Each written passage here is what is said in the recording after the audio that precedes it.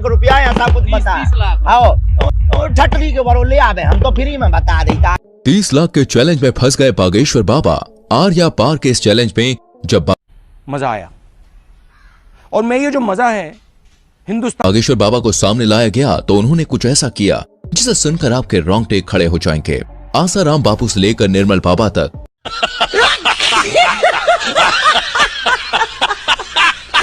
हमारे देश ने एक से बढ़कर एक साधु बाबाओं को देखा है, लेकिन मजा नहीं आ रहा है। इस वक्त हर जुबान पर सिर्फ एक ही नाम है और वो है बागेश्वर बाबा का, यानी कि धीरेन्द्र कृष्ण शास्त्री का। एक ऐसा 26 साल का नौजवान जो देखने में किसी फिल्मी हीरो की तरह लगता है, लेकिन उनके कारनामे और बोलने का अंदाज बड़े बड़ों को चक्का में डाल देता है। पर फिलहाल तो दोस्तों बागेश्वर बाबा खुद चक्कर खा रहे हैं और पुलिस इनके पीछे पड़ी है। तो क्या है पूरा मामला और क्यों बागेश्वर बाबा चर्चाओं का विषय बने हुए हैं, आइए जानते हैं। दोस्तों ये बात तो जगजाहिर है कि बागेश्वर बाबा जो लोगों की मन की बात जानकर उनकी समस्याओं का हल कर देते हैं और उसे पर्चे में लिख देते हैं, इसके चलते वो काफी ज्यादा ट्रेंड पर चल रहे हैं।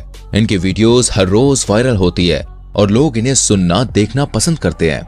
लेकिन वो कहते हैं ना, मीठा ज्यादा हो तो चींटियां लगने ही लगती हैं, और ऐसा ही कुछ हाल बागेश्वर बाबा के साथ भी है।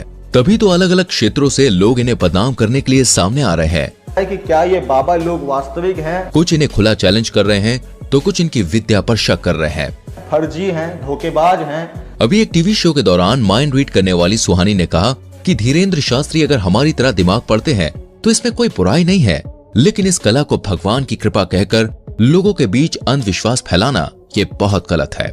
और बात यहीं पे खत्म नहीं होती है। महाराष्ट्र में अपने एक कार्यक्रम के दौरान जब धीरेन्द्र शास्त्री नागपुर पहुंचे तो वहां की कमेटी ने इनके ऊपर अंधविश्वास फैलाने का आरोप लगाया और खुलेआम ये चैलेंज किया कि आप जो जादू और चमत्कार लोगों के सामने अपने धाम में दिखाते हैं, वही चमत्कार आप हमारे सामने दिखाइए। अगर आप सही हुए तो आपको हम 30 लाख रुपए देंगे। अच्छा, लेकिन कमेटी वालों का कहना है कि धीरेन्द्र शास्त्री इस चैलेंज से इतना ज्यादा डर गए हैं कि वो वापस लौट गए। इसके बाद महाराष्ट्र की उस कमेटी के श्याम मानव ने धीरेन्द्र शास्त्री के खिलाफ पुलिस कार्रवाई की मांग की।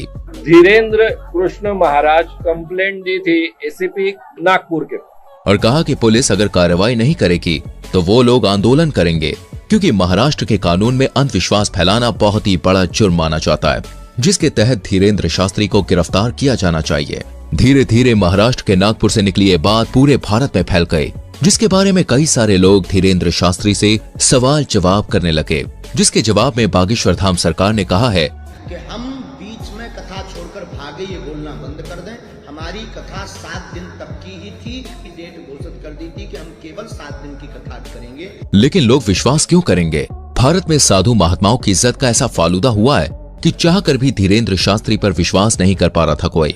बड़ी बड़ी मीडिया कंपनी लगातार उनके चमत्कारों पर सवाल उठा रही थी और इन्हीं सारी चीजों से तंग आकर एक दिन बागेश्वर धाम सरकार ने सभी को अपने दरबार में बुलाया और कहा कि मैं नहीं बताऊंगा कि किसकी अर्जी लगी है, स्वयं छट जाइए, देखो नहीं तो विरोध होगा, नहीं तो ये कहेंगे तुझी के से सेटिंग है। आप लोग खुद अपने लोगों को खड़ा करिएगा और मैं उनकी परेशानियां और उनके मन की बात पहले से ही कागज पर लिख दूंगा, और आप जिसको बहन जी लेकर आएंगे उसी का पर्चा ये निकलेगा। और जब ये चीज हुई तो हर कोई देखता रह गया। आपने अपनी समस्या बताई थी क्या? अपना नाम बताया था क्या? क्योंकि बागेश्वर धाम सरकार ने वाकई में सारी सच्चाई पहले से ही लिख रखी थी। बिल्कुल सही है, बिल्कुल सही। किसी को यहाँ बताया था? नहीं, मैंने ये सब कुछ देखने के बाद लोगों की बोलती बंद हो गई।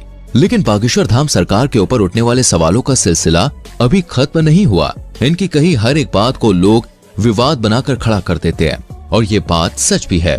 आज बागेश्वर धाम सरकार इतना बड़ा नाम बन चुका है कि जो कोई भी इनका नाम लेता है वो खुद ही फेमस हो जाता है। बड़े बड़े न्यूज चैनल घंटों केवल इन्हीं के बारे में बात करते हैं और लोग बड़े मजे से सुनना देखना पसंद करते हैं। अभी कुछ समय पहले जब बागेश्वर धाम सरकार ने बुलडोजर चलवाने की बात कही थी, तब भी काफी ज्यादा कंट्रोवर्सीज खड़ी हुई थी, जिसके बारे में एक इंटरव्यू में जब धीरेन्द्र शास्त्री से पूछा गया तो उन्होंने बड़े साफ शब्दों में कहा कि धर्म और ईश्वर उनके माता पिता के समान है, और अगर कोई उनके माता पिता पर पत्थर मारेगा तो वो भी शांत नहीं रहेंगे।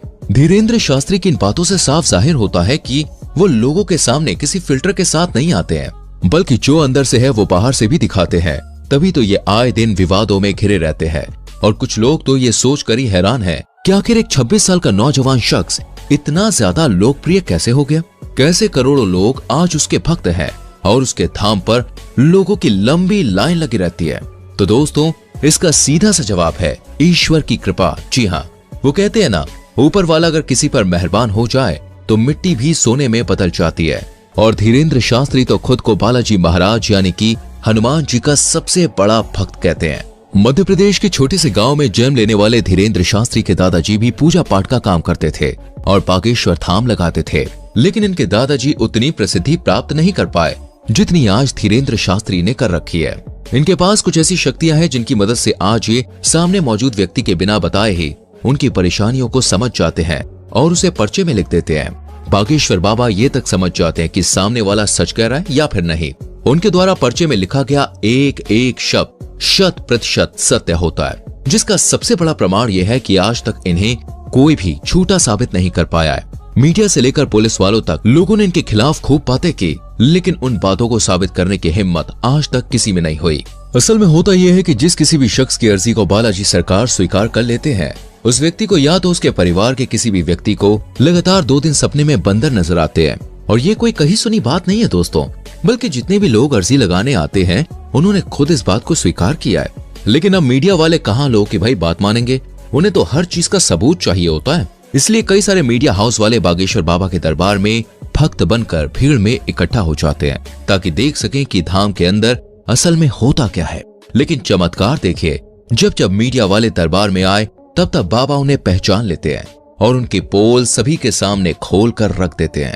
ये सब कुछ देखने के बाद मीडिया वाले भी बाबा के सामने घुटने टेक देते हैं और चुपचाप वहां से 9-2-11 हो जाते हैं। ये चीज 1-2 नहीं बल्कि सैकड़ों बार बागेश्वर धाम सरकार के दरबार में हो चुकी है।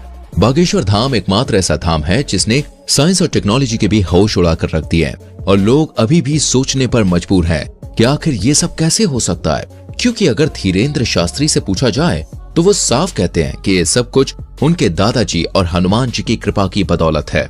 ईश्वर उन्हें शक्तियां देते हैं जिससे वो लोगों के मन की बात को समझ जाते हैं और उन्हें दूर कर पाते हैं।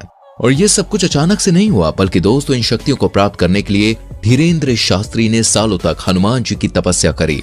12 साल के उम्र से ही धीरेन्द्र शास्त्री बालाजी के ध्यान में लग गए और उनकी सेवा करने लगे, जबकि पूजा पाठ के कामों में वो बचपन से ही लगे रहते थे। आज ये उस स्तर पर पहुंच गए हैं जहां इन्हें हर लोगों के मन की बात को समझने में बिल्कुल भी समय नहीं लगता। ये जो कुछ भी कह देते हैं वो पत्थर की लकीर हो जाता है, जिसका सच होना तय है और इसका कई बार उदाहरण भी देखा जा चुका है। हालांकि अगर हम बागेश्वर धाम की बात करें तो दोस्तों इसका इतिहास बहुत पुराना है। लोगों की मान्यताओं के अनुसार बागेश्वर धाम मंदिर चंदेल कालीन युग का है। सन 1986 में ग्रामवासियों के द्वारा मंदिर का निर्माण किया गया था। उसी दौरान ग्राम गढ़ा में बाबा सेतु लाल गर्ग चित्रकूट से दीक्षा लेकर अपने गांव के प्राचीन कालीन मंदिर पहुंचे। पहले तो इन्होंने राम कथा करी और फिर ये झाड़ फूक का भी काम करने लगे। लोगों के अंदर मौजूद बुरी शक्तियों को अपनी एक फटकार से ये भगा दिया करते। लोगों का कहना है कि जो कोई भी भूत प्रेत की शिकायत लेकर उनके दरबार में जाता था वो हमेशा हमेशा के लिए ठीक हो जाता था और इसी वजह से बागेश्वर धाम लोकप्रिय होता चला गया। और आज बागेश्वर धाम के प्रमुख कथावाचक धीरेन्द्र कृष्ण गर्ग, जो बहुत लंबे समय से झाड़ फूक और कथाएं कर रहे हैं, अब सोशल मीडिया के दौर में इनकी लोकप्रियता बहुत बढ़ रही है। तभी तो लोग इन्हें बागेश्वर महाराज के साथ साथ चमत्कारी महाराज के नाम से भी जानते हैं। वर्तमान समय में धीरेन्द्र कृष्ण सरकार मध्य प्रदेश में ही अपना दरबार लगाते हैं और लोगों की समस्याओं का समाधान करते हैं। बागेश्वर धाम महाराज ने बचपन से ही रामायण और महाभारत जैसे महाकाव्यों का अध्ययन किया था। अपने दादाजी के साथ पूजा पाठ करने के अलावा इन्होंने वृंदावन में भी काफी लंबा समय गुजारा है।